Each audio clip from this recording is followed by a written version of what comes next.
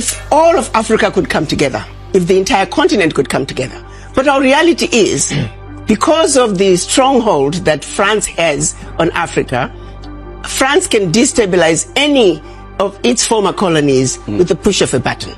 So the reality is, trying to push back against France is mission impossible at this time, which is why we are very pleased that finally the African heads of states were able to come together and agreed on what we are calling the African Continental Free Trade Area. You got to understand, back in 1963, when our Pan-African leaders came together and created the Organization of African Unity, they were trying to undo the damage done by the Berlin Conference. But unfortunately, when they went to Addis Ababa, they were divided. We had the Casablanca Group, who were Ghana, Guinea, Mali, Egypt, Morocco, Algeria, and Tunisia. They were outnumbered by the others, who were the nationalists, who said, let's go slow. The Casablanca Group, who said, Africa for the Africans, at home and abroad, African Union now. Had we won, had the Casablanca Group won in 1963, Africa would be in a very different place, because all these borders would have been eliminated back then. They came up with a compromise, which we are calling Organization of African Unity. Year in, year out, for 55 years. The African heads of states met. The issue of an Africa speaking with one voice, one continent, one Africa was tabled.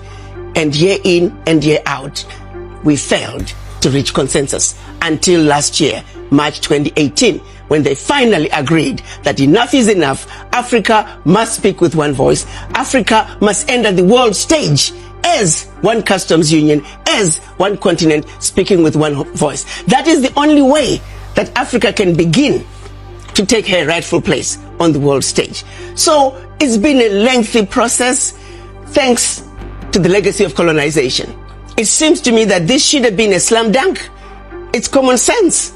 But because of interferences from former colonizers that just kept getting in the way. You look, for example, now West Africa is trying to have the West African ECO and have one currency for West Africa. Even that process, it has taken decades because they keep getting interference from outside. So yes, efforts have been made, but not in a coordinated way because of influences and interruptions, interference from the outside.